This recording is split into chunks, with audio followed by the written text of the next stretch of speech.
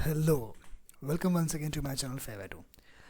मेरा नाम आनंद है एंड लास्ट टाइम के जैसे इस बार फिर I am here to present class 6 mathematics. इस बार का हमारा जो चैप्टर है दैट इज़ होल नंबर्स। ये ज़्यादा बड़ा चैप्टर नहीं है। इसमें हम क्या क्या समझेंगे, कैसा कैसा डिटेल्स है, देखते हैं आगे क्या क्या आता है इसमें। अभी uh, जैसा कि आप यहाँ पे देख सकते हो सिर्फ 3 ही टॉपिक हैं, जिसमें पहला टॉपिक है हमारा concept natural numbers and whole numbers के बारे में हम थोड़ा समझेंगे कि ये है क्या basically. And then introduction about number line. ये एक नई चीज़ है, आप लोग अभी तक इसको एनकाउंटर नहीं किए होगे, देखे नहीं होगे, और अगर कुछ देखे भी होगे तो उसके बारे में और थोड़ा डिटेल में समझेंगे, बिकॉज आपका जो नेक्स्ट क्लास है ना, क्लास 7, उसमें इसके बारे में और भी कुछ क्वेश्चंस आएंगे। तो ये भी एक देखते हैं, ये भी टॉपिक इंक्लूड है आपके इस कोर्स में। And then properties of whole number, जिसमें अलग अलग प्रॉपर्टीज़ हैं और यही चैप्टर्स के क्वेश्चंस को बेसिकली कवर करता है। तो ये एक मेजर टॉपिक होने वाला है, इसमें कई सारे चैप्टर्स हैं। तो लास्ट टाइम मैंने क्या किया था, वीडियोस काफ़ी मिक्सअप किए हुए थे, लाइक उसमें सारे क्वेश्चंस मैंने अलग अलग बनाकर रखा था। इस बार मैंने ये कोशिश की है कि सबको कैटेगराइज करूँ। लाइक हमारा ये जो पहला पार्ट है ये ICSE और CBSE दोनों के लिए है, इनको दोनों लोग देखें। इसमें सिर्फ थियोरी पार्ट कवर होगा इस वीडियो में, that is it's part 1 video. उसके बाद जो पार्ट 2 होगा उसमें हम कवर करेंगे NCERT का चैप्टर 2 जो कि होल नंबर है। फिर नेक्स्ट पार्ट में RS अग्रवाल का चैप्टर 3, एंड कोशिश करूँगा कि RD शर्मा का चैप्टर 3 एंड 4 वो दोनों भी एक ही पार्ट में कवर कर दूँ। उसके बाद लास्ट पार्ट जो होगा सीरीज़ का, यानी इस होल नंबर के वीडियो सीरीज़ का, वो होगा सेलिना से, जो कि ICSE बोर्ड के बच्चों के लिए है। उनका चैप्टर 5 इसमें कवर होना है। तो ये जो चैप्टर्स होंगे ना, मतलब इस वीडियो के बाद जितने भी वीडियोस आएंगे वो वीडियो सिर्फ क्वेश्चंस पे बेस्ड होंगे होल नंबर सीरीज़ के। ओके, सो अभी एक देखते हैं, यहाँ पे शुरू करते हैं इसको।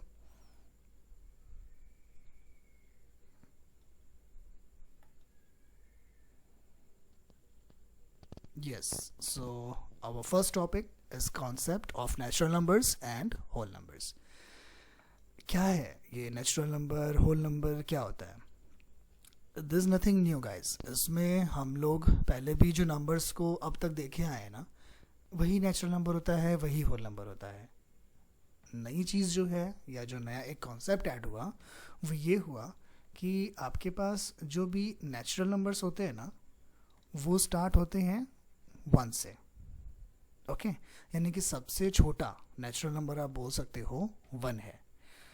और जो होल नंबर होते हैं ना, जो आपके चैप्टर का नाम है, वो स्टार्ट होता है 0 से। आई बात समझ में? इतनी छोटी सी बस फ़र्क है नेचुरल नंबर और होल नंबर में। यही फ़र्क है कि नेचुरल नंबर की जो काउंटिंग स्टार्ट होगी वो 1 से स्टार्ट होती है, और होल नंबर की स्टार्ट होती है 0 से। तो अगर आपसे कोई पूछता है कि होल नंबर सबसे छोटा क्या होता है, सो ये आंसर वुड बी 0। कोई पूछता है होल नंबर सबसे बड़ा क्या है, या नेचुरल नंबर सबसे बड़ा क्या है, तो इट्स नॉट डिफाइंड। लाइक आप कोई भी नंबर इमेजिन कर लो, उसमें आप +1 ऐड कर सकते हो या कोई भी नंबर ऐड कर सकते हो, तो वो उसके आगे का नंबर हो जाएगा। यानी आप बड़े से बड़ा कोई भी नंबर इमेजिन करो, जितना बड़ा भी आप कर सकते हो। लाइक ये पूरा शीट को पूरा ऐसे पूरा आप भर दो आराम से नंबर से, लेकिन उसके बाद भी उसमें +1 ऐड करोगे तो हो जाएगा, isn't it? That is the reason हम ये बोलते हैं कि सबसे बड़ा ना कोई नंबर नहीं होता, इट्स नॉट डिफाइंड। ठीक है, लेकिन क्वेश्चंस में है आपके यहाँ पे कुछ फिलिंग द ब्लैंक्स है, और इसके अलावा ट्रू फॉल्स में भी है। तो वहाँ पर ये पूछा है कि नेचुरल नंबर सबसे छोटा क्या है, देन आंसर इज़ 1। कोई पूछता है होल नंबर सबसे छोटा क्या है, देन आंसर इज़ 0। बट अगर कोई पूछे कि बड़ा सबसे क्या है, चाहे वो नेचुरल नंबर में पूछे या वो होल नंबर में पूछे, बिना सोचे बिना बोले आराम से ऑफ कोर्स बोलोगे, उसमें आप सीधे लिख दो नॉट डिफाइंड। ओके, वहाँ पे वो अवेलेबल नहीं है।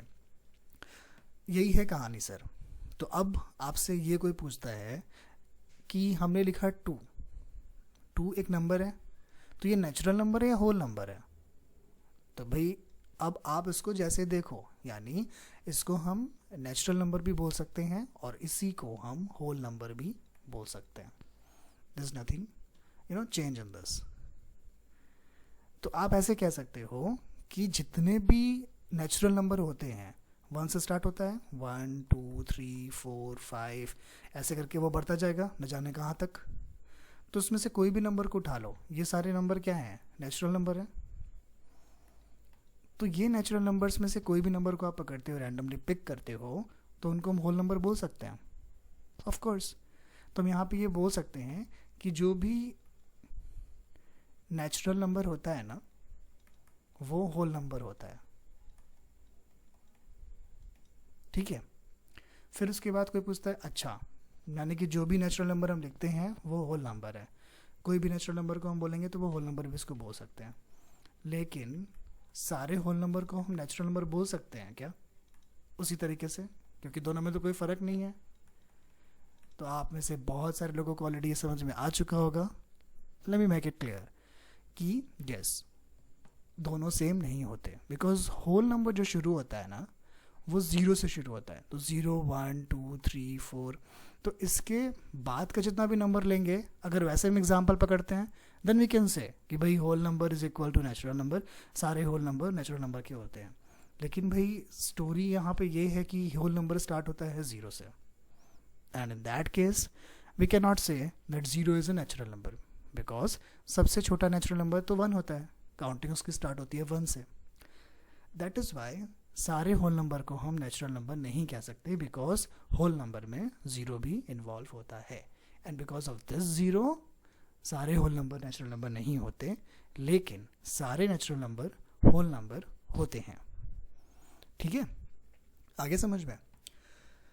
अब इसके अलावा ये तो बहुत ही बेसिक कॉन्सेप्ट था, लाइक सबसे छोटा नेचुरल नंबर क्या होता है, सबसे बड़ा नेचुरल नंबर क्या होता है, सबसे छोटा होल नंबर क्या होता है, और सबसे बड़ा होल नंबर क्या होता है। ये 4 क्वेश्चन। 5वां क्वेश्चन पूछेगा कि लाइक सारे नेचुरल नंबर होल नंबर होते हैं क्या, ट्रू और फॉल्स। तो your answer will be false और ट्रू। यस, ये क्या होगा, ट्रू होगा कि सारे नेचुरल नंबर होल नंबर होते हैं। सिमिलरली कोई पूछता है कि सारे होल नंबर नेचुरल नंबर होते हैं क्या, तो आपका आंसर होगा नो, बिकॉज होल नंबर में 0 भी आता है, which is not a natural number.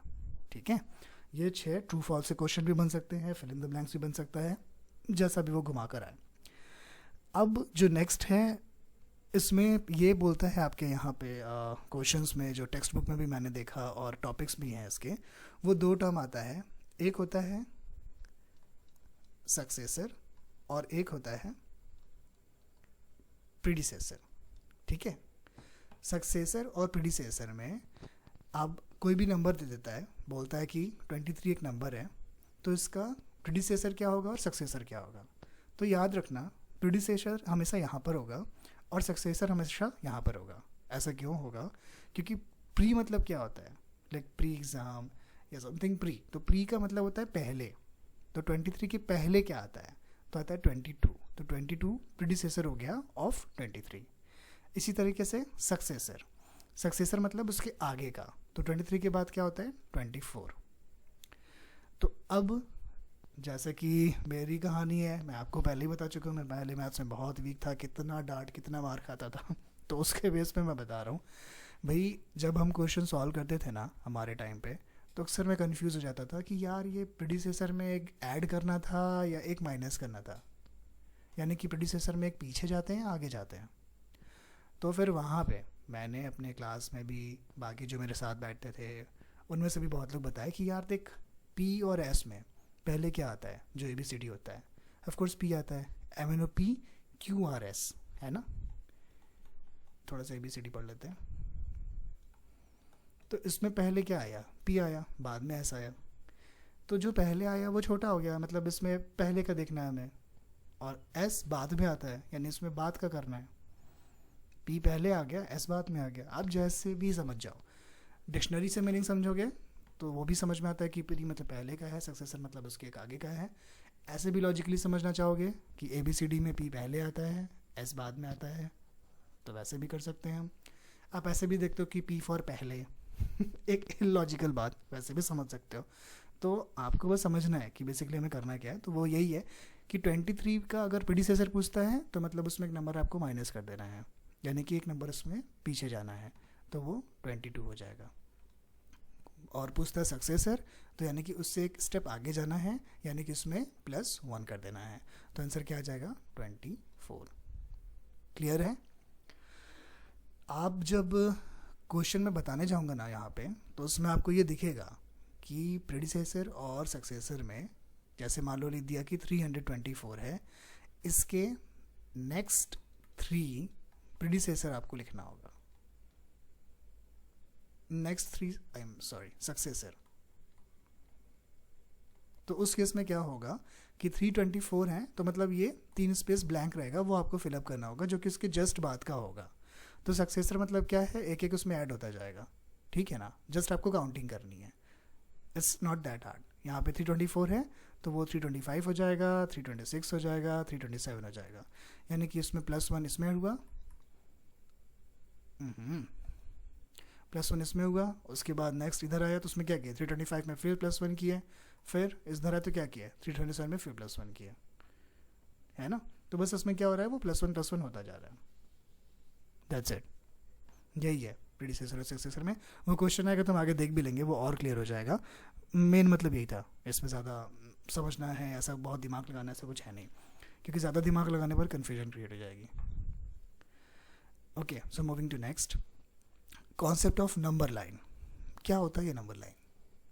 एक ऐसी लाइन जिसपे नंबर बना होगा, या नंबर्स पे लाइन बनाने हैं? किडिंग। देखते हैं।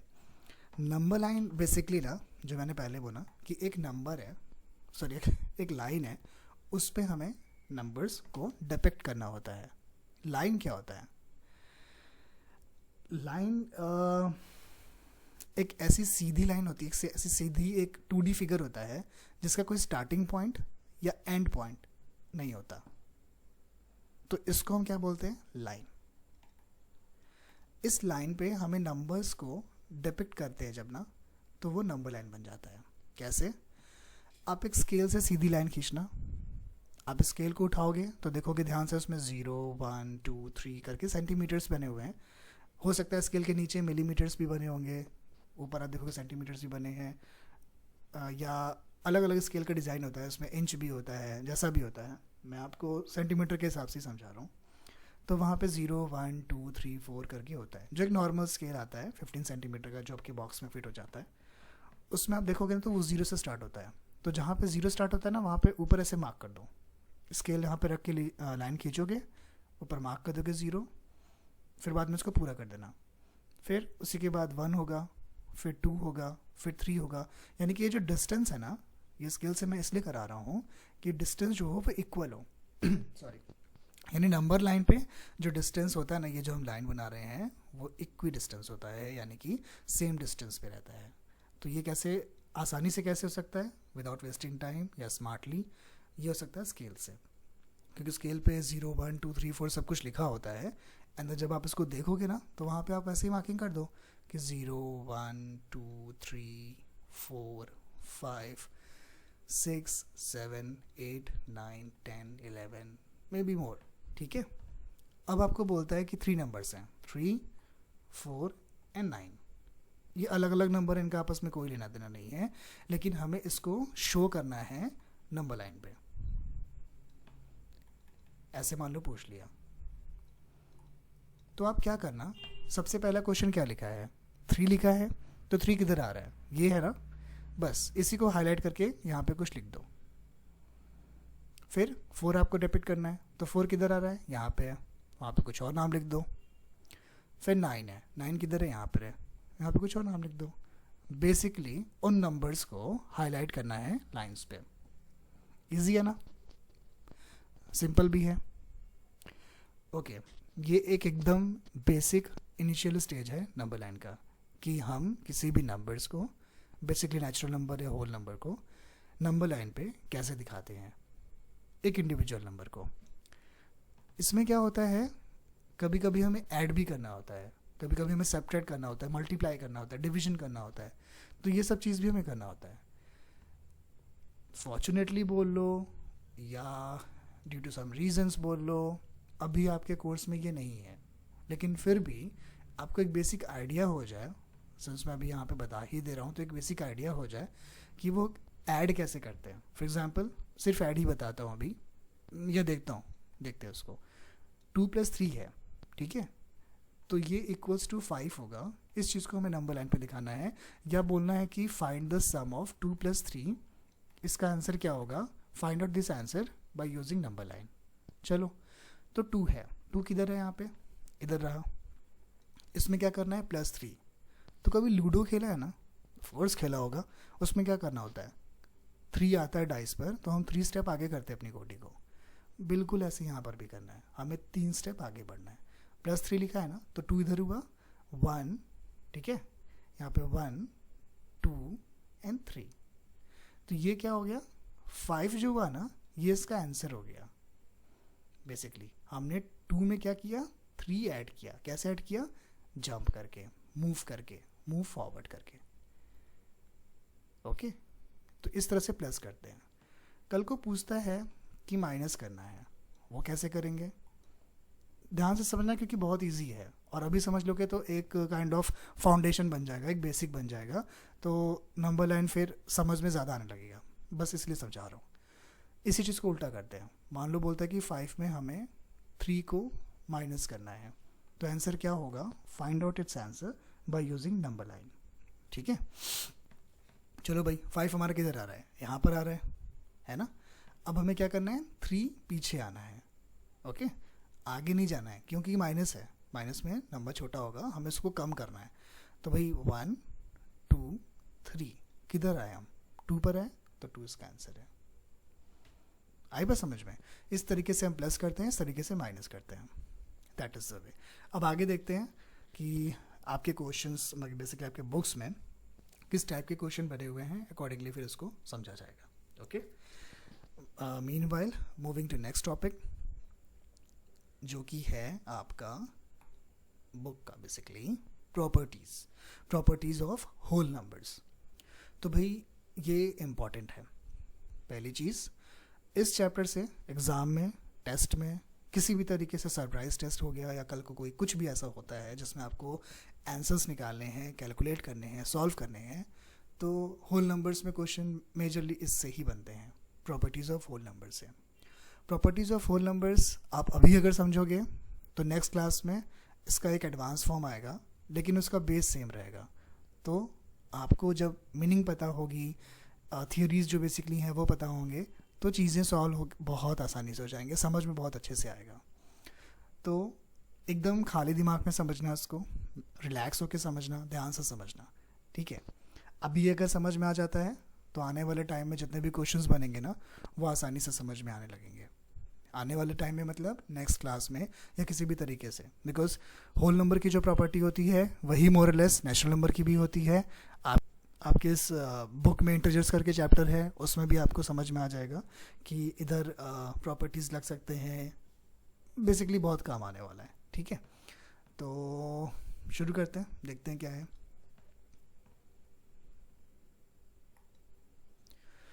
प्रॉपर्टीज़ ऑफ होल नंबर में ना हमें 4 ऑपरेशंस हैं हमारे नंबर्स के, उन चारों की प्रॉपर्टी समझनी है।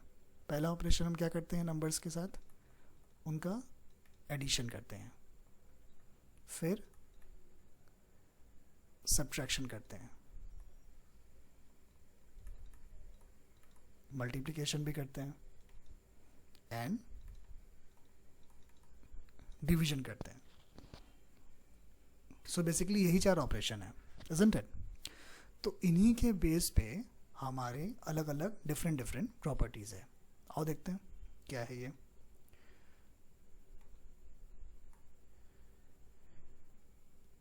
देखो, जो पहली प्रॉपर्टी है, जो कि मैंने बोला कि वो एडिशन पे बेस्ड होगा, है ना, इसको यहाँ पे नोट कर लेते हैं। और आप अपनी कॉपी उठा लो फटाफट, और पॉज करके नोट करना, या समझने के बाद पॉज करके फिर नोट करना, जैसे भी करना, बट इसको आई वांट कि आप उसको नोट कर लो, तो ये आपको बहुत ही हेल्प देगा। ठीक है, ये प्रॉपर्टीज है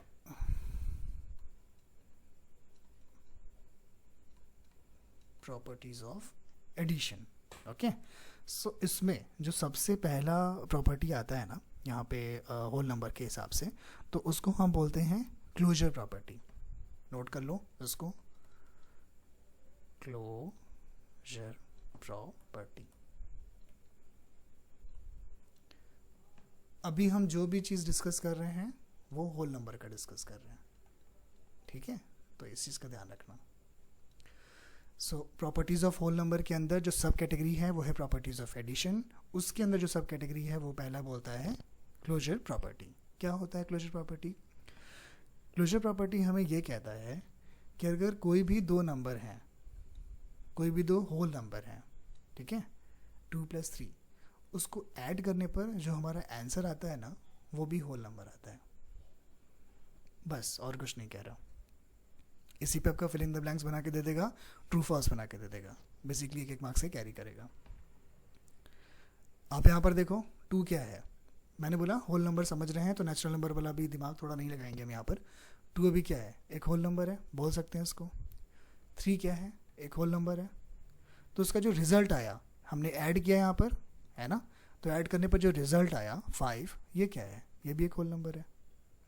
तो बस यही ये प्रॉपर्टी कहना चाह रहा है कि if you add any whole number to a whole number then the result will always be a whole number. ठीक है, that is the property of closure, इसको नोट कर लो। अगला है कम्यूटेटिव लॉ। ठीक, इसको मैं सिर्फ यहाँ पे रब कर रहा हूँ उसको।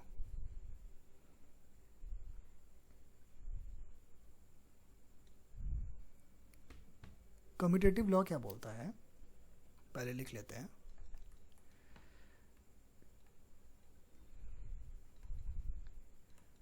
कम्यूटेटिव लॉ इसमें बोलता है कि वापस इस नंबर को पकड़ते हैं, 2 + 3 एक नंबर है, उसको ऐड करने पर हमारा जो आंसर आता है वो हम एक तरफ रखते हैं, फिर बाद में इन नंबर को हम इनके पोजीशन को बदल देते हैं। ठीक है, 2 + 3 पहले लिखा था, हम 3 + 2 पहले लिख देते हैं। तो दोनों ही केस में आंसर क्या चेंज होगा या सेम रहेगा? तो आंसर हमेशा दोनों केस में सेम रहेगा, इधर भी 5 आएगा, इधर भी 5 आएगा, है ना। तो कम्यूटेटिव लॉ का जो बेसिकली कहने का ये मतलब है कि अगर A एक होल नंबर है और B एक होल नंबर है तो दोनों को अगर हम ऐड करते हैं उनकी पोजीशन को चेंज करके तो भी वैल्यू में हमारा यानी कि आंसर में हमारा कोई चेंजेस नहीं आएंगे, कोई फ़र्क नहीं आएगा। यानी कि A + B = B + A always. तो आप उनके पोजीशन को चेंज करके ऐड करोगे तो उनके आंसर्स में फ़र्क नहीं होना है। इसको और वेरीफाई करते हैं फर्दर कोई नंबर देखकर। 11 + 19 क्या होता है? 11 + 19 30, करेक्ट। तो इसका अगर हम पोजीशन चेंज कर देते हैं, 11 पहले था उसको बाद में कर देते हैं और 19 बाद में था उसको पहले कर देते हैं, तो उसको ऐड करने पर कोई आंसर में फ़र्क आएगा हमारे? चेक कर लो, नहीं आया। यानी कि ये जो फॉर्मूला है ये हद है, ये जो फॉर्मूला है ये जस्टिफाइड है। ठीक है, तो कम्यूटेटिव लॉ का ये फॉर्मूला होता है कि A + B = B + A, A + B = B + A। ठीक है, ओके, नेक्स्ट देखते हैं इसके बाद अगला फॉर्मूला क्या है। फॉर्मूला नहीं, बेसिकली प्रॉपर्टी क्या है। तीसरा जो प्रॉपर्टी है that is associative law. Associative law क्या कहता है? कम्यूटेटिव में क्या था, आपने दो नंबर को भी आपने समझा कि दो नंबर के पोजीशन को आप चेंज करते हो तो उनके आंसर में फ़र्क नहीं होता, यानी कि A + B = B + A, है ना। एसोसिएटिव लॉ में दूसरा चीज़ है, यहाँ पे थोड़ा सा इसको और एक्सटेंड किया है। इसका ये कहना है कि दो तरफ ये जो एडिशन है इसको हम दो तरीके से करते हैं। कैसे करते हैं? हम यहाँ पे पहले के दो नंबर को ऐड करके उसके बाद जो आंसर आएगा उसको हम तीसरे में ऐड करेंगे, लास्ट वाले में। और दूसरी तरफ हम पहले वाले नंबर को अलग रखते हैं और बाद के जो दो नंबर हैं उनको ऐड करके उसका जो आंसर आएगा उसको पहले वाले नंबर में ऐड करेंगे। तो आंसर में फ़र्क आएगा क्या, ये फाइंड आउट करते हैं पहले, उसके बाद समझेंगे। 2 + 3 कितना होता है? 5, और ये 4 जो बाद में था वो उतार दिया। इसी तरीके से 2 का 2 हमने यहाँ पे लिखा, और 3 + 4 कितना होता है? 7। तो यानी कि पहले जो दो नंबर थे उनको ऐड किया, उसका जो आंसर आया उसको थर्ड वाले में ऐड करेंगे। और यहाँ पे क्या किया कि जो बाद के दो नंबर थे उनको ऐड किया और उसके बाद जो उसका सम आएगा उसको पहले वाले में ऐड करेंगे। तो दोनों ही केस में तो आंसर सेम आ रहा है ना, 9। हाँ, तो यही कहता है एसोसिएटिव लॉ। उसमें वो एसोसिएटिव लॉ क्या कहता है कि अगर a plus B plus C लिखा है वो equals to a plus B plus C ऐसे होगा, ठीक है। यानी कि a plus B plus C, जिसमें a plus B in bracket में है, equals to a plus B plus C, जिसमें b plus C second bracket में रहेंगे। तो ये आप फॉर्मूला कॉपी में लिखना। पहले वाले में क्या बताया था, अलग अलग से फिर से उसको रिवाइंड कर लो, रिवाइज कर लो, जो भी समझना है देख लो। पहले वाला था कम्यूटेटिव लॉ।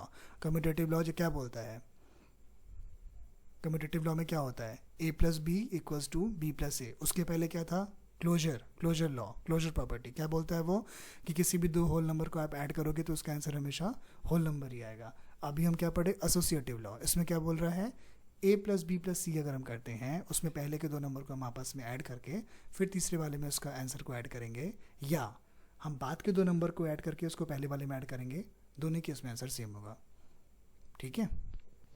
ओके, चलो अब आगे बढ़ते हैं। इसके बाद जो फोर्थ प्रॉपर्टी आता है वो बोलता है एडिटिव प्रॉपर्टी ऑफ जीरो।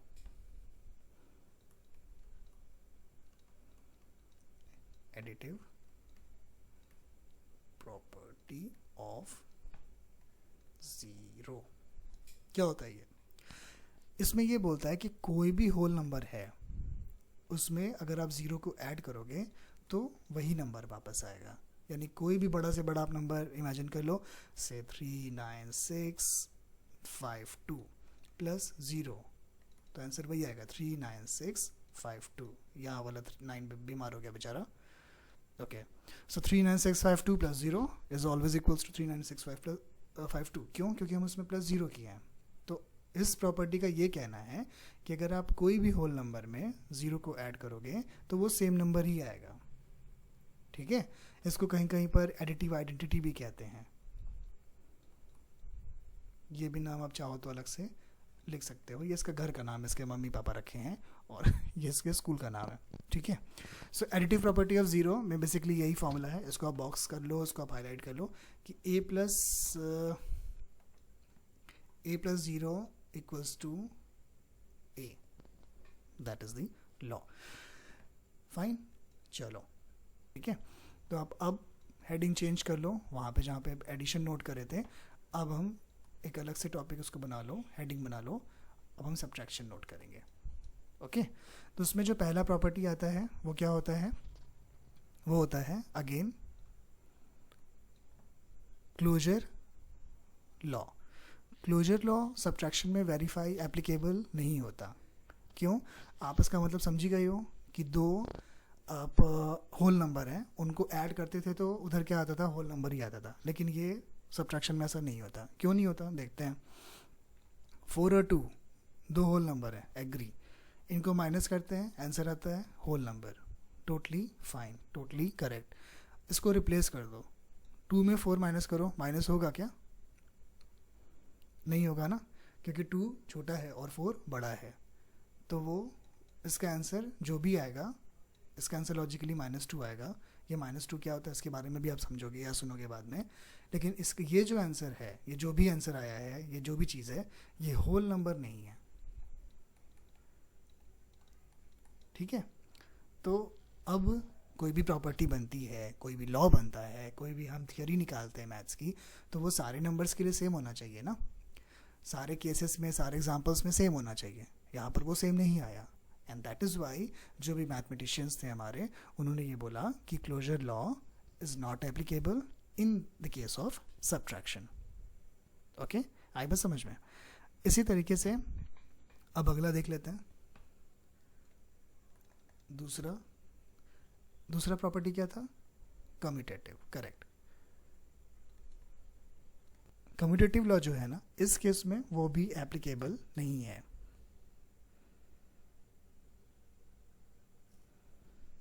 ठीक है। तो जैसे क्लोजर लॉ एप्लीकेबल नहीं था, वहाँ पे हमने एग्जांपल पुट करके देखा तो वो जस्टिफाई नहीं हो रहा था। इसी तरीके से जब हम कम्यूटेटिव लॉ देखते हैं ना, तो वो भी जस्टिफाई नहीं होता है। वेरीफाई कर लेते हैं।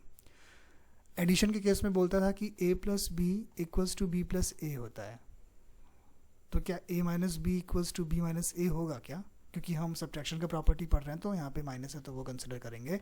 तो देखते हैं कि 4 माइनस 2 इक्वल्स टू 2 माइनस 4 था क्या? नहीं ना था। क्यों? क्योंकि इसका आंसर 2 आ रहा है और इसका आंसर -2 आ रहा है। ठीक है, तो ये दोनों सेम नहीं है, या इसका आंसर जो भी आ रहा है 2 तो नहीं आ रहा है। तो इसलिए हम बोलते हैं कि अगेन ये प्रॉपर्टी यहाँ पे जस्टिफाई नहीं करती है। उसके बाद हमने तीसरी प्रॉपर्टी पढ़ी थी क्या? Associative. Associative law. Associative law क्या बोलता है कि अगर a प्लस बी प्लस सी था, एडिशन के केस में हम समझ रहे थे, तो वहाँ पे भाई बड़े स्मूथली ये जस्टिफाई कर दिया था। लेकिन यहाँ के केस में अगर ऐसा हो तो वो जस्टिफाई करेगा क्या?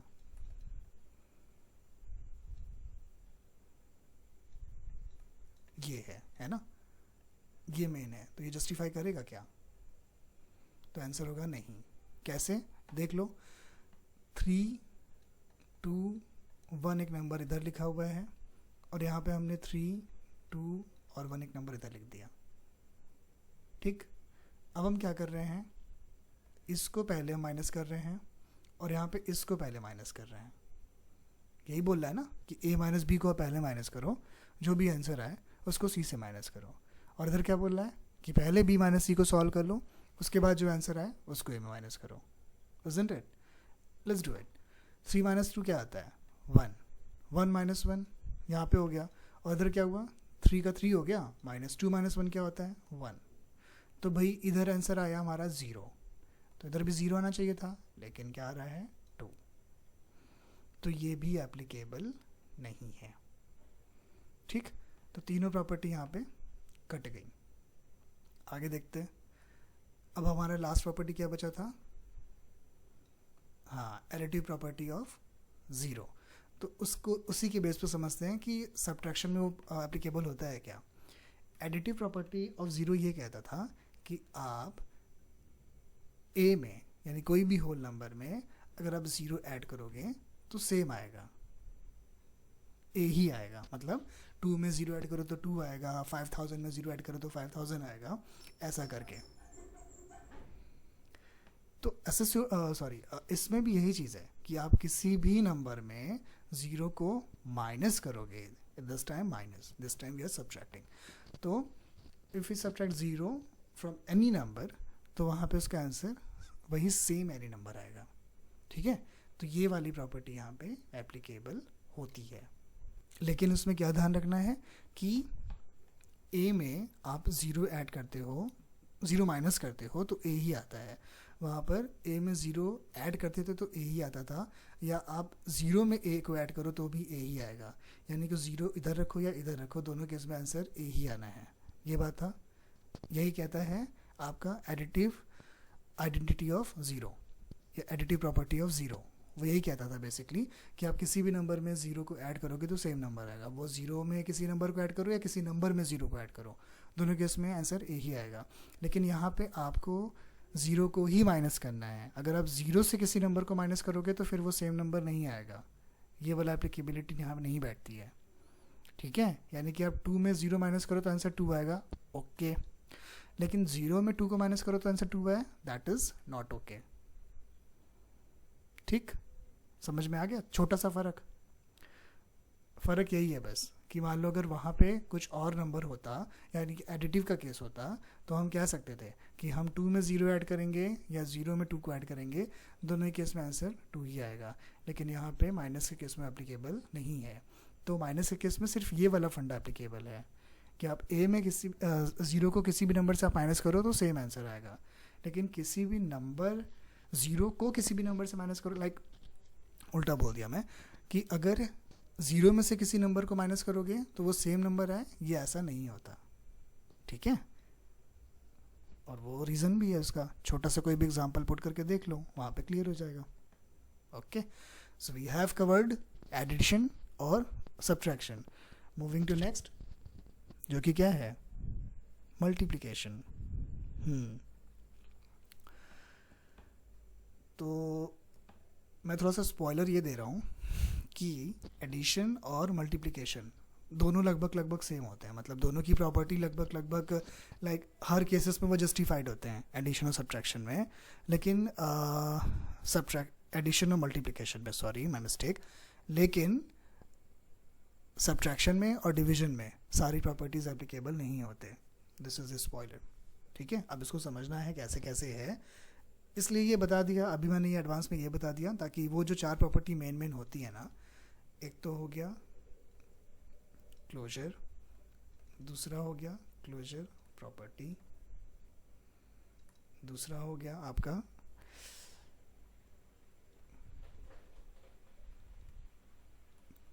कम्यूटेटिव लॉ,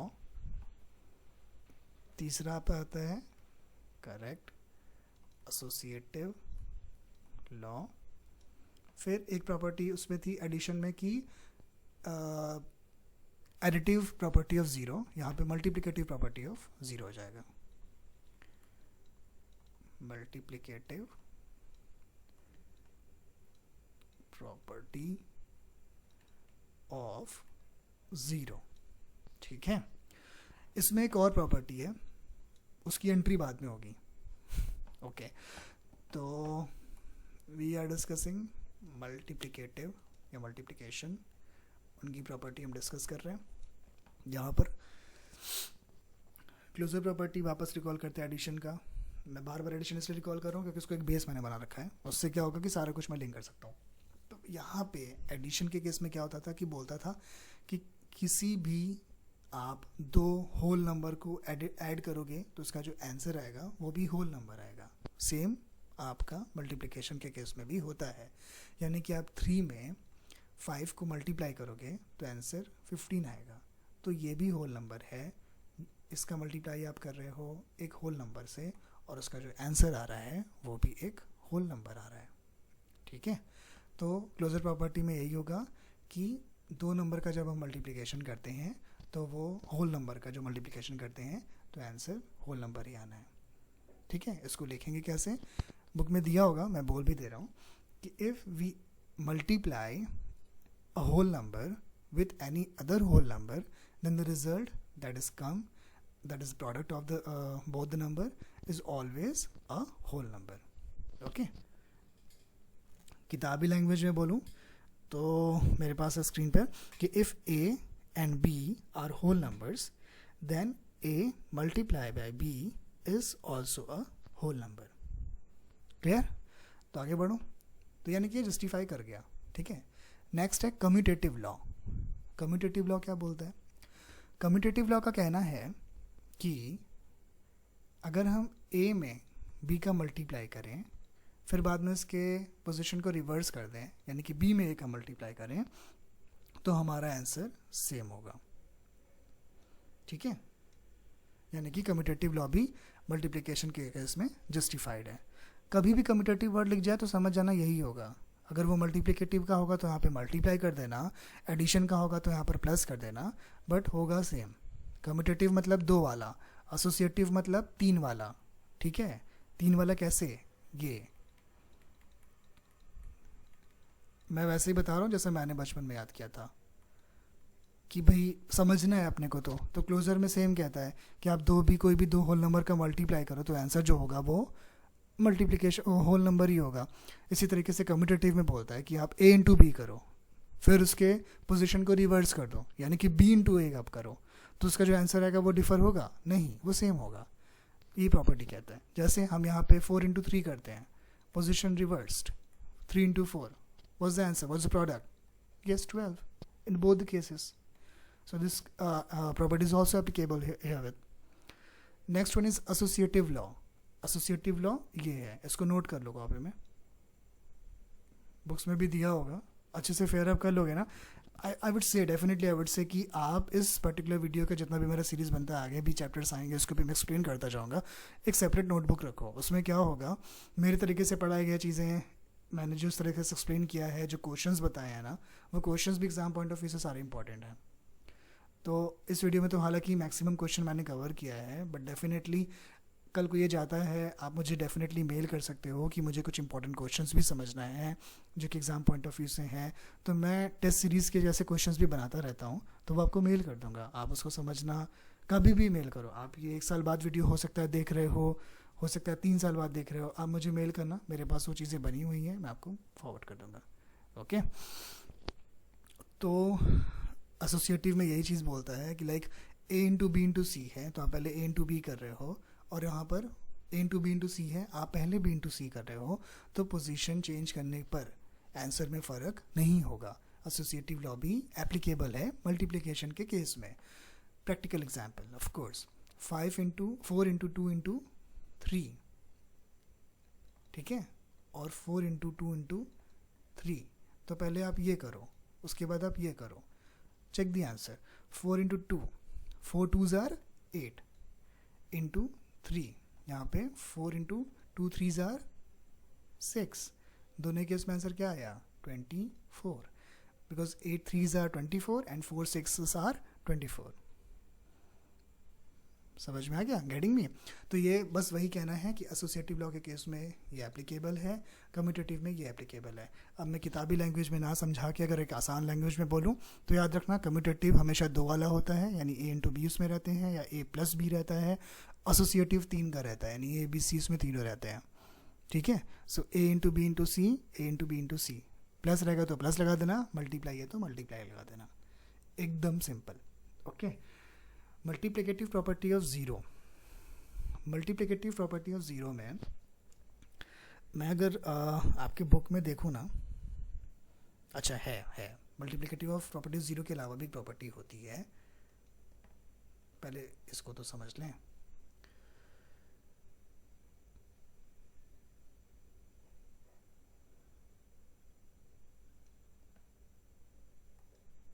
हाँ, मल्टीप्लिकेटिव प्रॉपर्टी ऑफ ज़ीरो क्या बोलता है कि किसी भी नंबर में आप ज़ीरो का मल्टीप्लाई करो या ज़ीरो में किसी भी नंबर का मल्टीप्लाई करो तो आंसर हमेशा ज़ीरो होगा। एडिशन के केस में करेक्ट ऐसा नहीं था, वहाँ पर हम क्या करते थे कि हम किसी भी नंबर में ज़ीरो को ऐड करते थे। जब मैं ए लिख रहा हूँ ना, तो ए मतलब समझ जाओ किसी भी नंबर, कोई भी रैंडम, कोई भी नंबर रैंडम सेलेक्ट कर लो आप अपने मन में, तो वो कोई भी नंबर है। तो एडिशन में क्या होता था कि हम किसी भी नंबर में ज़ीरो को ऐड करते थे या ज़ीरो में किसी भी नंबर को ऐड करते थे तो आंसर सेम नंबर आता था, isn't it? लेकिन यहाँ पे मल्टीप्लिकेशन के केस में ऐसा नहीं है जज साहब। यहाँ पर क्या है कि आप ए में किसी भी नंबर को मल्टीप्लाई करो, क्या बोल रहा हूँ मैं, आप किसी भी नंबर में ज़ीरो को मल्टीप्लाई करो या ज़ीरो में किसी भी नंबर को मल्टीप्लाई करो तो आंसर क्या आएगा, ज़ीरो ही आएगा, है ना।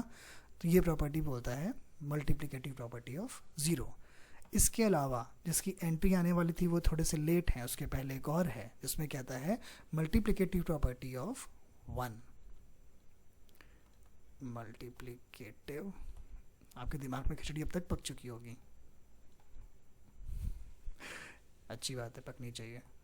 ऑफ 1, ये क्या बोलता है, ये बोलता है, don't mind the shape of 1 please, ये बोलता है कि अगर हम किसी भी नंबर में 1 का मल्टीप्लाई करें, ठीक है, या 1 में किसी भी नंबर का मल्टीप्लाई करें तो आंसर हमेशा सेम रहेगा। तो अब ये जस्टिफाई करता है उस एडिशन वाले प्रॉपर्टी से जो हम यहाँ समझे थे पहले। तो उसका हम दूसरा नाम क्या बोले थे, घर का नाम, एडिटिव आइडेंटिटी रखे थे ना। इसी तरीके से इसका जो घर का नाम है ना वो मल्टीप्लिकेटिव आइडेंटिटी है। इसको हम क्या बोलते हैं, मल्टीप्लिकेटिव आइडेंटिटी। आई बात समझ में? तो दोनों में फ़र्क है। फ़र्क मतलब कि जब हम ज़ीरो से मल्टीप्लाई करते तो हमें सेम नंबर नहीं मिलता। मैं जब पहले भी पढ़ाता था बच्चों को तो अक्सर बच्चे गलती कर जाते थे कि किसी भी नंबर में for example 4 into 0 equals to 4 लिख कर आ जाते थे। तो वो चीज़ें समझना कि किसी भी नंबर में ज़ीरो का मल्टीप्लाई करोगे तो ज़ीरो ही आंसर आएगा, है ना, यानी कि हम उसमें कुछ भी मल्टीप्लाई नहीं कर रहे हैं तो वो ज़ीरो ही हो गया। लेकिन तुम कितना भी टेबल जितना भी अब तक याद किए हो, 2 1s are 2, 3 1s are 3, 4 1s are 4, 5 1s are 5, क्या होता है ये, उसमें क्या होता है, 1 के टेबल में भी देख लो, 1 1s are 1, 1 2s are 2, 1 3s are 3, 1 4s are 4s, ऐसे 4 ऐसे होता है ना. तो ये वही होता है मल्टीप्लिकेटिव आइडेंटिटी. आइडेंटिटी मतलब सिमिलैरिटी, यानी कि किसी भी नंबर में हम 1 का मल्टीप्लाई करें या 1 में किसी भी नंबर का मल्टीप्लिकेशन करते हैं तो answer would remain the same. क्या आएगा भाई? होल नंबर जिससे मल्टीप्लाई किए हैं. ठीक है, जैसा एडिशन में होता था. तो मल्टीप्लिकेटिव प्रॉपर्टी ऑफ 1 में क्या आया आपको? क्या फॉर्मूला मिला कि a इंटू 1 करो या 1 इंटू a करो, answer would always be same, that is a. Okay, चलो moving to next, and that is important. इनकी एंट्री हो रही है, सो दिल थाम के बैठिए. ये जो अगली प्रॉपर्टी है इसको हम कहते हैं डिस्ट्रीब्यूटिव लॉ. मैंने वो जितना भी पहले अब तक पढ़ाया है वो आपको काम आएगा क्वेश्चन को सॉल्व करने में. अभी तक जितने भी प्रॉपर्टी हम डिस्कस किए हैं, क्वेश्चंस मैंने बनाया था जब, तो मैंने देखा भी, जो मैंने बुक से निकाला था आपके अलग अलग, तो उस वक्त भी मैंने देखा कि वहाँ पर आपको एसोसिएटिव लगाना है बहुत जगह पर, सो दैट की कैलकुलेशन ईजी हो जाए. डिस्ट्रीब्यूटिव लॉ की अपनी अलग इंपॉर्टेंस है, ये बहुत काम आता है.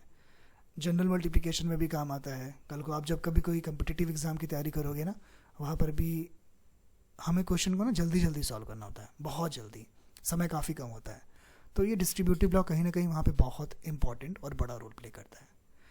नो डाउट इन दैट कि अब तक मैंने जितना भी प्रॉपर्टी आपको बताया है वो सारे ही इक्वली इंपॉर्टेंट हैं, और इसीलिए मैंने शुरू में ही बोला था कि आप इसको ध्यान से समझना. अभी भी लग रहा है कि लेट हो गया समझने में, तो भाई ये तो यूट्यूब वीडियो है, आप सीधे बैक करो, वापस से वहाँ पे आओ जहाँ से मैंने शुरू किया है, फिर से समझो. लेकिन है बड़ा सिंपल. और ये जो टर्म है ना, एक एक करके, कम्यूटेटिव 2 वाला, एसोसिएटिव 3 वाला, ये बहुत आगे, मतलब आपको 10 तक ये आपका पीछा नहीं छोड़ेंगे.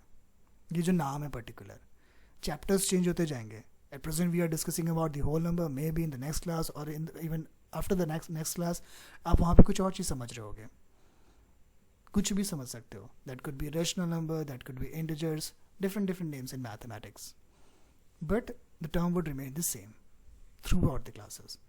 तो भाई इम्पॉर्टेंट है इसका मतलब कहीं ना कहीं, और हमेशा से बोल रहा हूँ चीख चीख कर कि भाई आपका बेसिक अगर क्लियर होगा तो सारी चीज़ें हमेशा समझ में आएंगे. मैथ्स हमेशा इजी और फेवरेट रहेगा आपका. ठीक है, इतना ज्ञान पता है क्यों दिया मैंने? डिस्ट्रीब्यूटिव लॉ पे फोकस करना. ओके, डिस्ट्रीब्यूटिव लॉ में 2 होते हैं, डिस्ट्रीब्यूटिव लॉ ऑफ एडिशन और डिस्ट्रीब्यूटिव लॉ ऑफ सब्ट्रैक्शन. होता मल्टीप्लिकेशन में ही है. क्या क्या होता है देखो,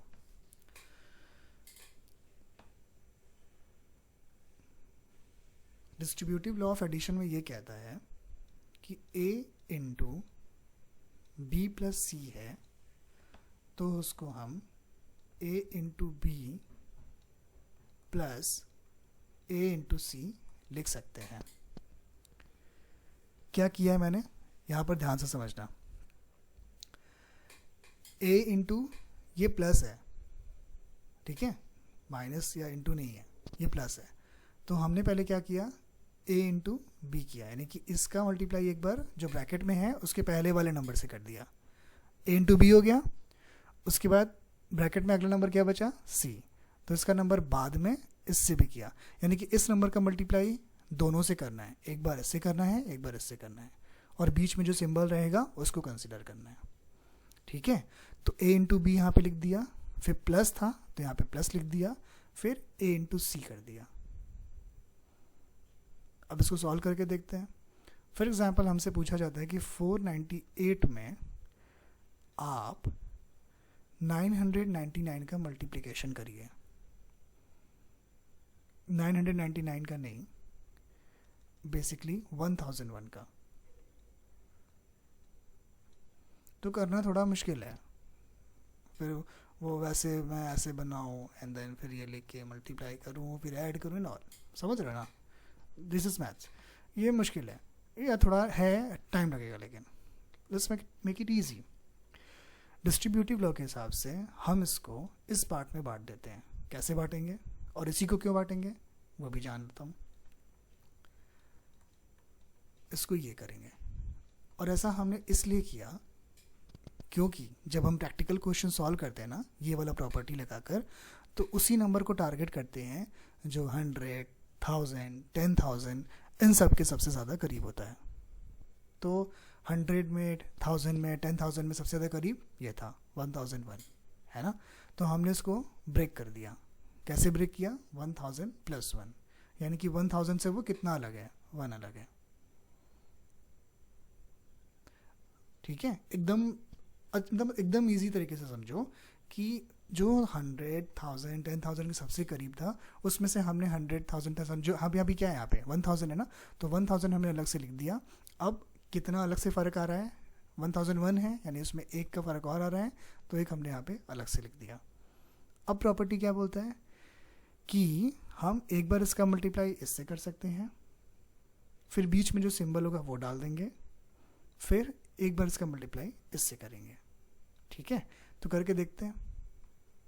498 का मल्टीप्लाई पहले हम इससे करेंगे और फिर 498 का मल्टीप्लाई फिर से करेंगे, लेकिन इस बार 1 से करेंगे।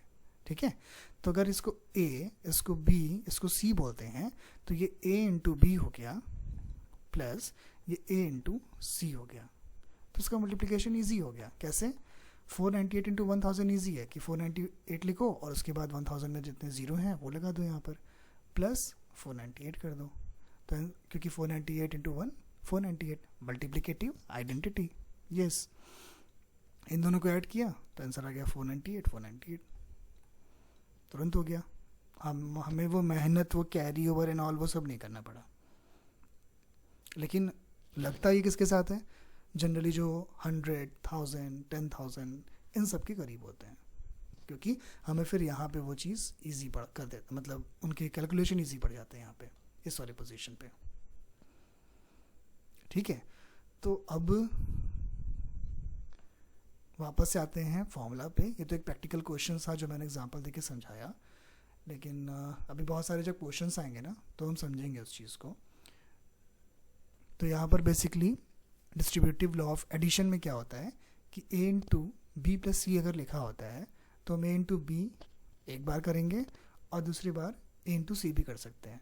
इसको दूसरी तरीके से भी समझना, यानी इसको रिवर्स करके भी समझना कि अगर कोई इस तरीके से कहीं पे क्वेश्चन दिया रहता है तो आप देखो यहाँ पर A इंटू बी है, वो ब्रैकेट के अंदर है, बीच में प्लस का सिंबल है, उसके बाद दूसरा ब्रैकेट है और उसके अंदर A इंटू सी लिखा है। तो दोनों ही केसेस में A कॉमन है ना, दोनों ही केस में A कॉमन है, तो उसको बाहर निकाल दो, फिर ब्रैकेट लगा दो। तो जब इसमें से A हट गया तो क्या बचा? इधर वाले में से A चला गया, इन दोनों में से पहले हमने A कॉमन निकाल के इधर रख दिया, तो जब कॉमन निकाल दिया इसमें से A तो बचा क्या इसके पास? B बचा। फिर सिंबल किसका था? प्लस का था। इधर में से A निकाल दिया तो क्या बचा? C बचा। तो अल्टीमेटली यही बन गया। तो डिस्ट्रीब्यूटिव लॉ ऑफ एडिशन यही कहता है कि A into B plus C दिया है तो into B plus A into C कर सकते हैं, पहला। दूसरा, अगर इस तरीके से कोई चीज़ लिखा हुआ है कि A into B plus A into C है तो A को आप कॉमन निकाल के B प्लस सी कर सकते हो। इसका प्रैक्टिकल एग्जाम्पल भी समझाऊंगा कैसे होता है, बस अभी के लिए फॉर्मूला याद रखना। ठीक है, सब्ट्रैक्शन भी बता करना, एक साथ ही समझाता हूँ, मेस्ट अप नहीं होगा ऐसे।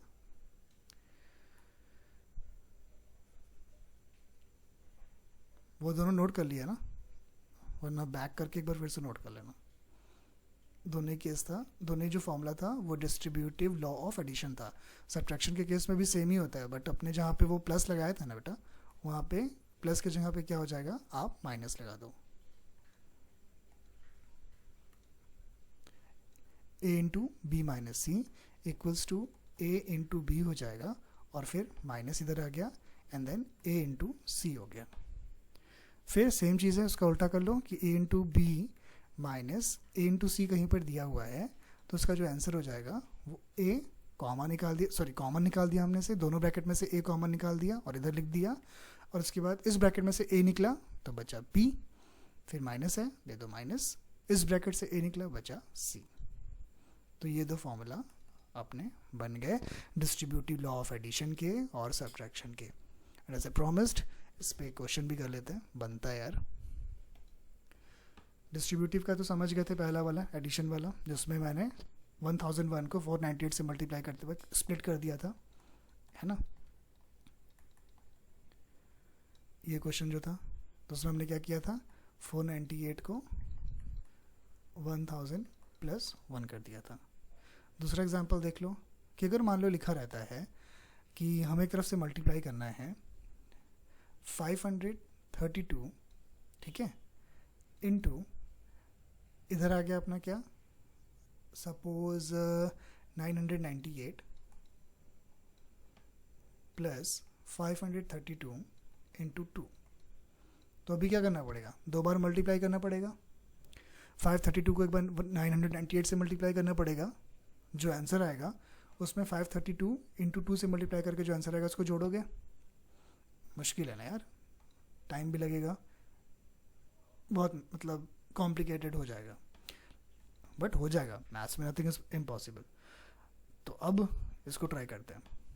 अब यहाँ पे क्या है, हमारा वो डिस्ट्रीब्यूटिव लॉ को यूज़ करते हैं, देखते हैं वो हमारी हेल्प करता है क्या। इन दोनों ही ब्रैकेट में कॉमन क्या है, as you can see 532 common है, मल्टीप्लाई लगा दो। इस वाले ब्रैकेट में से 532 अगर निकलता है तो क्या बचता है, करेक्ट 998। बीच में सिंबल किसका है, प्लस का, प्लस लगा दिया। 532 इंटू 2 से 532 निकल गया तो क्या बचा, 2 इक्वल्स 532 इंटू इन दोनों को ऐड कर दो, नंबर क्या हो गया 1000। फिर इसको ऐड कर दो, मल्टीप्लाई कर दो, जो कि बिना कैलकुलेशन किए आराम से हो जाएगा, है ना। तो बेसिकली एक कॉन्सेप्ट ने, एक प्रॉपर्टी ने, एक थियोरी ने हमारे कैलकुलेशन को इजी कर दिया। थोड़ा सा बस हमने अलग सोचा, वहाँ पे कॉमन निकाला, वो प्रॉपर्टी को अप्लाई किया, and here we go, simple as that. Same तरीका, सेम चीज़ हमारा सब्ट्रैक्शन में भी काफ़ी यूज़फुल होता है। सब्ट्रैक्शन में जो बोलता है ना, उसमें ये कहता है कि पहला एग्जाम आप तो समझ ही गए थे, वहाँ पे क्या लिखा था कि a into B minus C equals a into B minus a into C, यही कह रहा था ना। इसको एक एग्जांपल देके समझते हैं। पहला एग्जांपल समझते हैं किसका, सिर्फ 432 है, इंटू हमें 997 से मल्टीप्लाई करना है, तो मुश्किल होगी। हम क्या करेंगे, 432 को ऐसे ही लिख देते हैं, 997 1000 के करीब है, यहाँ पे 100,000 में सबसे करीब यही है 997, देख के ही पता चल रहा है। तो उसको 1000 के टर्म में लिख देते हैं। तो 997 को 1000 के टर्म में लिखेंगे तो कैसे लिखेंगे, ऐसे ही लिखेंगे ना, क्यों 1000 से ये 3 स्टेप ही दूर है। 997 प्लस 1 प्लस 1 प्लस 1, 7 8 9 10, 1000 हो गया। समझ रहे हो बात। सो हमने उसको ब्रेक कर दिया, ब्रेक करके 1000 के टर्म में लेते आए, ठीक है। अब ये प्रॉपर्टी को यूज़ कर लो। ये प्रॉपर्टी क्या बोलता है, ये A हो गया, ये B हो गया और ये C हो गया। उसके हिसाब से A इंटू बी पहले करेंगे, फिर ब्रैकेट बंद, फिर यहाँ पे क्या है माइनस है ना, तो माइनस दे दो, फिर A इंटू सी करेंगे, यानी एक बार इसका मल्टीप्लाई इससे करेंगे, फिर दूसरी बार इसका मल्टीप्लाई इससे करेंगे। तो 432 इंटू 3, इसको मल्टीप्लाई किया तो विदाउट कैलकुलेशन नहीं करना पड़ा, हो गया। इसमें थोड़ा सा मशक्कत है बट इजी है, मतलब 3 2 ज़ार 6, 3 3 ज़ार 9, 3 4 ज़ार 12। उसके बाद ये भी माइनस कर दो, तो 10 में से 6 गया 4, 9 में से 9 गया 0, 9 में से 2 गया 7, 9 में से 2 1 में से 1 गया 0, एंड देन 3 का 3, 4 का 4, आंसर आ गया। इसी को उल्टा कर लेते हैं। इसी को उल्टा मतलब कैसे, लाइक अभी मान लो क्वेश्चन पूछता है कि 432 है, इसमें यहाँ पे 432 को इधर हमें मल्टीप्लाई करना है एक बार 1009 से, और फिर सॉरी इसको माइनस करना है 432 इंटू फिर 9 करना है। तो अब तो समझ में आ ही रहा होगा, पिक्चर दिमाग में बनी क्या होगा, क्या करना है based on the property. Yes, so 432 हमने यहाँ पे कॉमन निकाल दिया। उसके बाद जब इसमें इन दोनों में से 432 निकलता है तो देखो क्या क्या बचता है। पहले वाले ब्रैकेट में से 432 निकला तो बचा 1009, माइनस है, ये सिंबल ज़रूर ध्यान रखना, ये बहुत इंपॉर्टेंट होता है क्योंकि हमें यहीं पे यहाँ पे अप्लाई करना होता है। तो ये जो सिंबल होगा वही यहाँ पे कॉपी होके उतरेगा, ठीक है ना। अब सेकेंड वाले ब्रैकेट से 432 निकलता है तो क्या बचता है, 9 बचता है। सो 432 इंटू, अब 1009 में से 9 गया, simple, and it's answer is more simpler. तो भैया ऐसे होता है। एक चीज़ और आपको बता दूं, सिंस आप मेरे से पढ़ रहे हो तो थोड़ा बहुत एडवांटेज होना चाहिए ना। सो जोकिंग। देखो मैं एक अलग से प्रॉपर्टी बता रहा हूँ, उसका कुछ नाम नहीं है, लाइक डिस्ट्रीब्यूटिव लॉ के ही अंतर्गत आता है ये। हम किसी भी चीज़ को, जैसे मान लो a इंटू बी प्लस सी, कल को माइनस डी भी हो सकता है आगे हो जाए, है ना। आगे इसके जितने भी नंबर होंगे, आप हमेशा ध्यान रखना कि आपको एक बार इसका मल्टीप्लाई इससे करना है, फिर उसके बाद इससे करना है, फिर उसके बाद इससे करना है। यानी ये नंबर का थ्रू आउट द वे आपको इन सब से एक एक बार मल्टीप्लाई करना है। बीच में जो सिंबल देना है वो इस पर डिपेंड करेगा कि यहाँ पर क्या है। यानी इसको हम फर्दर सिंप्लीफाई करते हैं अगर, तो a इंटू बी एक बार लिखेंगे, ठीक है। फिर अब क्या करेंगे, ये सिंबल देखेंगे क्या लगा है, प्लस है तो प्लस लगाओ। फिर क्या करेंगे, a इंटू सी करेंगे, वेरी गुड। फिर माइनस दिया है तो माइनस लगाओ, फिर a इंटू डी करेंगे। समझे, ये एक बेसिक है, क्वेश्चन इस पर नहीं कराऊंगा, बस एक दिमाग में बात डाल दिया। याद रखना कि कल को इसके बाद जितने भी आगे नंबर होते हैं तुम्हें टेंशन लेने की कोई ज़रूरत नहीं है, हमें उसमें बस एक एक करके ऐड करते जाना है।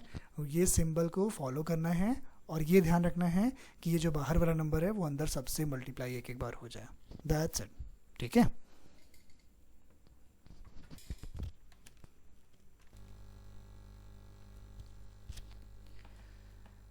चलो अब जो लास्ट बचा हमारे पास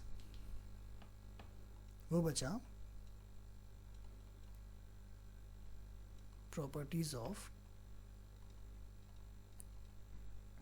डिवीजन, ठीक है। देख लेते हैं ये क्या है। इसमें भी सेम वो 4 प्रॉपर्टी पकड़ लो, क्या क्या, एक तो क्लोजर प्रॉपर्टी, उसके बाद अगला कम्यूटेटिव यानी 2 वाला, फिर तीसरा एसोसिएटिव, करेक्ट, 3 वाला एसोसिएटिव लॉ। तो कम्यूटेटिव लॉ डिवीजन के केस में, और जैसे माइनस के केस में एप्लीकेबल नहीं था, डिवीजन के केस में भी वो एप्लीकेबल नहीं होगा। यानी कि अगर हम 4 में 2 को डिवाइड करते हैं तो आंसर 2 आता है। ये एक होल नंबर है, ये भी एक होल नंबर है, इसका जो आंसर आया वो भी होल नंबर आ गया, करेक्ट।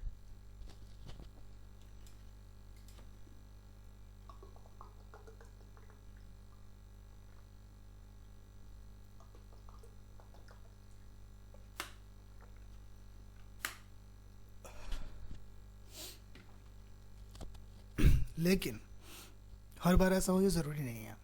यानी कि अगर हम इसको रिवर्स कर दें तो हम 2 को 4 से डिवाइड नहीं कर सकते, एक होल नंबर हमें नहीं मिल पाएगा डिवाइड करने के बाद। जो भी आंसर आएगा वो कुछ और आएगा, और ये जो भी आंसर है ये होल नंबर नहीं है। आई बस समझ में। तो बेसिकली यही कहने का मतलब है कि हर बार हम 2 नंबर्स जो होल नंबर हैं उनको हम डिवाइड करें और ये इमेजिन करें, ये एक बार अज्यूम करें कि उसका आंसर होल नंबर ही है। ये सारे केसेस में एप्लीकेबल नहीं है, कुछ ही केसेस में एप्लीकेबल है, ठीक है। इनफैक्ट ज़रूरी नहीं कि नंबर इधर छोटा हो तभी होगा, ऐसा नहीं है। आप 8 डिवाइडेड बाई 5 करके चेक कर लो, जब आप इसको पूरी तरह से मल्टीप्लाई करोगे तो आंसर आएगा 1/6। तो आंसर अगर पॉइंट में आ गया ना तो वो होल नंबर नहीं है, है ना। तो ये ज़रूरी नहीं कि हर केस में एप्लीकेबल हो। तो क्लोजर प्रॉपर्टी भी हम कहते हैं यहाँ पे एप्लीकेबल नहीं होता। कम्यूटेटिव लॉ यानी 2 वाला, जो कि अगेन वही है कि अगर हम 6 डिवाइडेड बाई 3 करें या 3 डिवाइडेड बाई 6 करें तो आंसर सेम आएगा क्या, आंसर होगा डिफरेंट, क्योंकि 6 को जब हम 3 से डिवाइड करते हैं तो आंसर आता है 2, और 3 को 6 से डिवाइड करते हैं तो आंसर आता है 0.5। तो ये दोनों सेम नहीं है ना। इसी वजह से कम्यूटेटिव लॉ जिसमें a divided by b is not equal to b divided by a, तो ये इसको इज इक्वल्स टू करके बीच से काट दो, यानी कि नॉट इक्वल्स टू, है ना। ये चीज़ अपना प्रॉपर्टीज ऑफ डिवीजन में इस लॉ के अंतर्गत लिख देना कि this law is not applicable with division. कैसे लिखोगे कि a डिवाइडेड बाई b लिखना और b डिवाइडेड बाई a लिखना, बीच में इक्वल्स टू के साइन के को काट देना, डिपिक्टिंग की not equal to. Similarly next है एसोसिएटिव लॉ। एसोसिएटिव लॉ में जैसा कि आप जानते हो 3 का होता है, यानी कि उसमें a b के साथ साथ c भी रहता है। तो यहाँ पे आपको याद होगा a plus B plus C ऐसे होता था,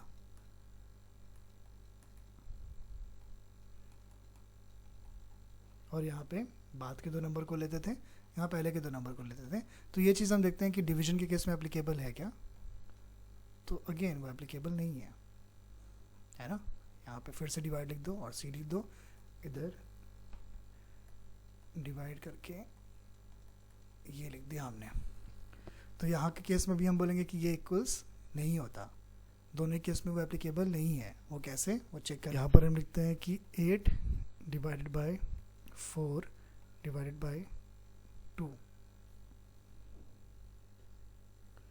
और इधर लिखते हैं 8 डिवाइडेड बाय 4 डिवाइडेड बाय 2। हमें यहाँ पे पहले करना है, पहले वाले 2 को पकड़ना है, तो पहले वाले के 2 को पकड़ने के बाद यहाँ पर क्या बनेगा 8 डिवाइडेड बाई 4, यानी कि 4 divided by 2, I am sorry 2 divided by 2, क्योंकि 8 को 4 से डिवाइड करेंगे तो 2 आएगा ऑफ कोर्स। और यहाँ पर क्या हो जाएगा, 8 का 8 ही रहा, 4 को 2 से डिवाइड करेंगे तो आंसर आएगा 2। अब देखो 2 को 2 से डिवाइड किया आंसर आया 1, लेकिन 8 को 2 से डिवाइड किया आंसर क्या आया 4, तो ये अलग हो गया। इसीलिए हम बेसिकली बोल सकते हैं कि ये वाला जो प्रिंसिपल है a divided by b divided by c, उसके जो पोजीशंस अलग अलग करके हम डिवाइड करते हैं वो इस केस में इक्वल्स नहीं होगा, यानी कि ये जस्टिफाई नहीं करेगा।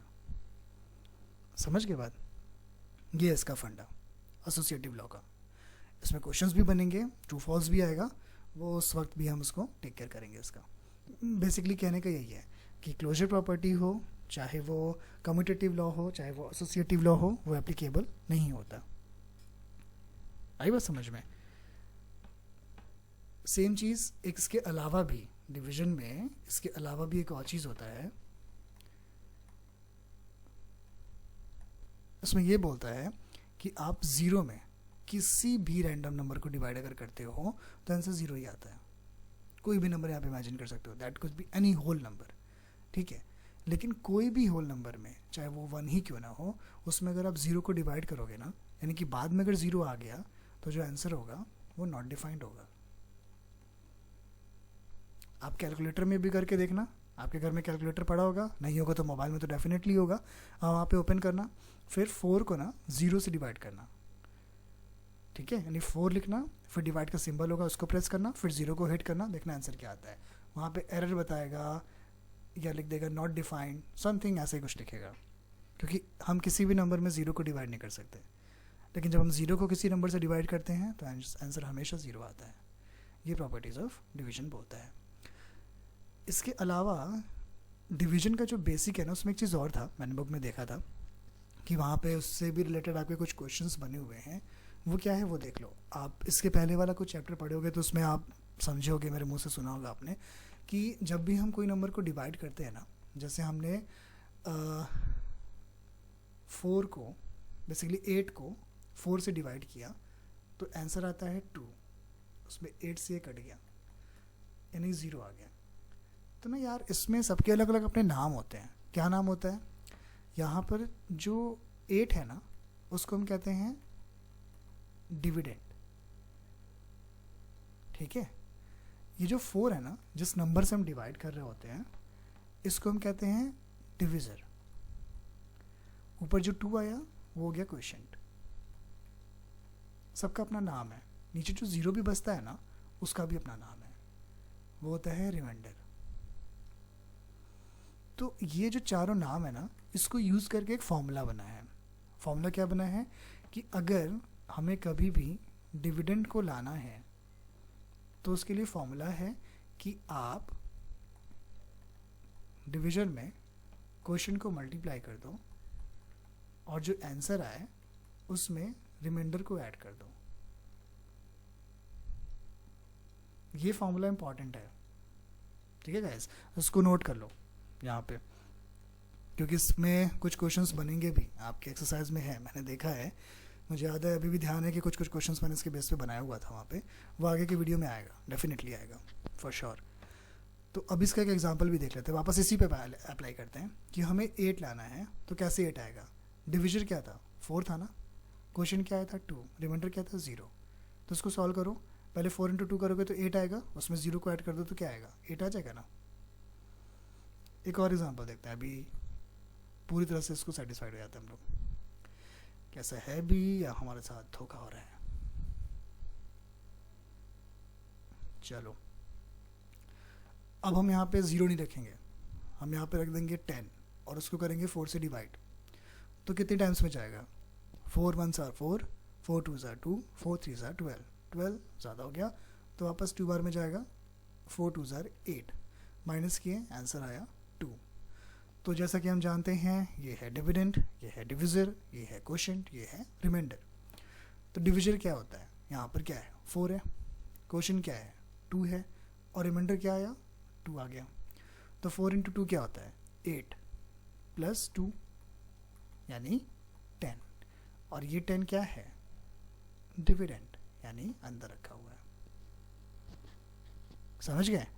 तो इधर के केस में नहीं समझ में आ गया तो ऐसा समझना कि डिविडेंड 10 है, वैसे समझ में क्यों नहीं आएगा, समझ में तो आ ही जाएगा, रिमाइंडर 2 है, क्योंकि काफ़ी सिंपल है ना, in fact on a serious note काफ़ी सिंपल है ये, like dividend is equal to divisor plus into quotient plus remainder, यानी कि बेसिकली हमें इसका मल्टीप्लाई करना है, और अगर इनकेस कोई रिमाइंडर आता है तो उसको बाद में उसको भी ऐड कर देना है, एज सिंपल एज दैट। तो यहाँ पर हमने वही किया, लाइक 10 को हमने 4 से डिवाइड किया था, 2 टाइम्स में डिवाइड हो गया, 2 रिमाइंडर आ गया। तो रिमाइंडर हमने बाद में यहाँ पे ऐड किया है, जैसा कि आप देख रहे हो, बट शुरू में क्या किया हमने? इन्हीं दोनों नंबर को आपस में मल्टीप्लाई किया है। तो 4 इंटू 2 8 हुआ, and we checked if there is any remainder available था, तो हमने वहाँ पे उसको वो भी अप्लाई कर दिया, ऐड कर दिया, आंसर आ गया 10 which is equal to the dividend. ठीक है, सिंपल है और डाइजेस्ट भी हो गया। सो बेसिकली यही था आपका जो चैप्टर था, आपके जो थियरीज थे होल नंबर का, वो इन्हीं तक में लिमिटेड था, इसके अलावा ऐसा कुछ है नहीं। लाइक अगर कुछ आता भी है, लाइक 1-2 कॉन्सेप्ट्स हैं, वो गेम काइंड ऑफ है, एक मैजिक स्क्वायर आएगा आपका, वो भी मैं आप उसमें बता दूंगा, अच्छा है, मज़ेदार है, वो क्वेश्चंस में बताऊंगा कैसे सॉल्व होता है। बट अगर हम थियोरी की बात करते हैं तो थियोरी यहीं तक था, इसमें हमने समझना था कि सक्सेसर क्या होता है, प्रीडिसेसर क्या होता है, नंबर लाइन क्या है, बेसिकली वो भी एक इम्पॉर्टेंट पार्ट है जो कि आप 6th क्लास में उसको शुरू कर देना पढ़ना, आगे आप जाओगे तो उसमें और भी क्वेश्चंस फर्दर आएंगे। फिर इसके अलावा प्रॉपर्टीज़ ऑफ होल नंबर था, जिसमें एडिशन था, मल्टीप्लिकेशन था। मैं एडिशन और मल्टीप्लिकेशन एक साथ इसलिए बोल रहा हूँ क्योंकि अपनी जो सारी प्रॉपर्टीज़ है ना, बेसिकली 3, क्लोजर, कम्यूटेटिव यानी 2 वाली, एसोसिएटिव यानी 3 वाली, ये सारे एप्लीकेबल होते हैं उसमें, और सब्ट्रैक्शन था, डिवीजन था, ये सारे एप्लीकेबल नहीं होते। तो बेसिकली हम उनमें properties of addition and multiplication पढ़ें, and then properties of subtraction and division पढ़ें। मल्टीप्लिकेशन मेरे हिसाब से सबसे इम्पॉर्टेंट है, बिकॉज उसमें मल्टीप्लिकेटिव आइडेंटिटी ऑफ एक तो 1 है, मल्टीप्लिकेटिव प्रॉपर्टी ऑफ 0 है, मल्टीप्लिकेटिव आइडेंटिटी भी है, यानी मल्टीप्लिकेटिव प्रॉपर्टी ऑफ 1, तो ये 2 अलग से इसमें ऐड हो गए, besides closure, commutative and associative. उसके बाद एक नया प्रॉपर्टी ऐड होता है, डिस्ट्रीब्यूटिव लॉ। तो distributive law is really very important because you have already seen कि वो कितना आपको हेल्प करेगा, है ना। सो गाइज, अभी लाइक रैपिंग अप, यहाँ पे इसको मैंने अलग से जितना भी बताना था बता दिया, मेरे हिसाब से इट्स ओवर। कुछ भी लगता है कि नहीं फिर से मुझे सुनना है, समझना है, तो डेफिनेटली आप मुझे मेल करो यार, मैं बता दूंगा वहाँ पे आराम से।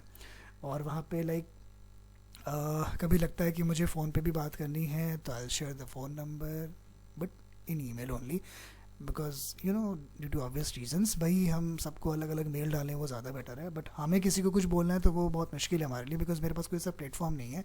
बट आप मुझे अगर मेल करोगे तो मुझे पता है ना मुझे किसको रिप्लाई करना है एंड क्या रिप्लाई करना है, बिकॉज आपके मेल में वो बातें लिखी होंगी कि आपको क्या समझना है, रिप्लाई करो यार. Okay, so signing off. Thank you so much for your patience. आप बहुत ध्यान से सुने. Thank you so much. Bye bye, see you soon.